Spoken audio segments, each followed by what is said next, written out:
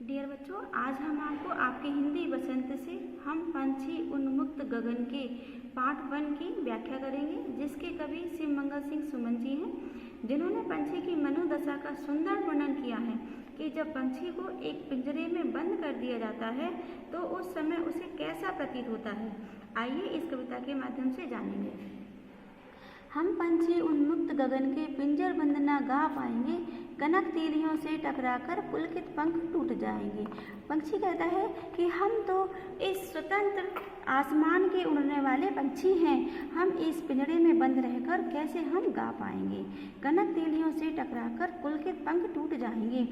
यदि हम इस गाने की कोशिश भी करेंगे, तो ये जो सोने का बना हुआ पिंजरा है, इनकी तीलियों से टकराकर हमारे ये सुंदर पंख टूट जाएंगे। उसी से टकरा के ये हमारे जो पंख हैं वो सभी टूट जाएंगे।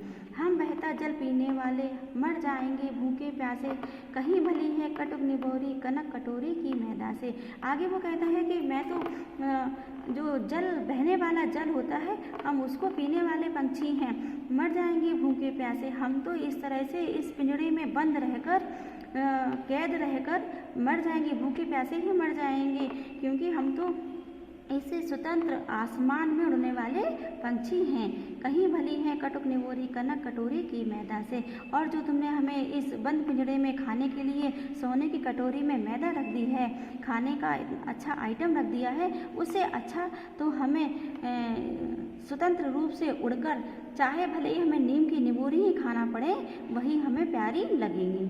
स्वर्ण श्रृंखला के बंधन में अपनी गति उड़ान सब भूले, बस सपनों में देख रहे हैं तरु की फुनगी पर के झूले। और इस स्वर्ण श्रृंखला यानी कि अर्थात जो इस स्वर्ण से बना हुआ जो पिंजरा है, इसके बंधन में रहकर तो हम अपने उड़ने की क्षमता को, गति को ही भूल बैठे हैं। और ये सब चीज़ें मुझे सपने से प्रतीत हो रही हैं कि किस तरह से हम आसमान में उड़ते चले जाते थे और पेड़ की ऊंचाइयों को छूकर उनकी फुनगियों पर बैठकर हम झूला करते थे।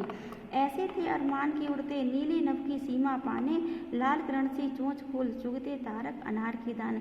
और ऐसे अरमान थे, ऐसी इच्छाएं थी मन में, ऐसी भावनाएं थी कि इस नीले आसमान में की सीमा को उड़ता ही जाऊं और वहाँ के जो सूर्य की जो सुंदर किरणें होती हैं, लाल लाल किरणें होती हैं, उनको चोंच में अपनी भर लूं। और जो अनार के दाने होते हैं, मैं उनकी चोंच से चुना करूं। होती सीमाहीन क्षितिज से इन पंखों की होड़ा होड़ी, या तो क्षितिज मिलन बन जाता या तंती सांसों की डोरी। पक्षी कहता है कि मैं आसमान के नीले गगन पर इतना ऊंचा उड़ता जाऊं कि या तो मेरा मिलन उस आसमान से ही हो जाएगा, या फिर मेरी सांसों की जो डोरी है वही थम जाएगी। नीड़ न दो चाहे टहनी का, आश्रय छिन्न भिन्न कर डालो, लेकिन पंख दिए हैं तो आकुल उड़ान में विघ्न डालो। और फिर कहता है कि जो आपने हमें यदि मुझे पंख दिए हैं, तो मुझे उस पंखों का प्रयोग करने दो।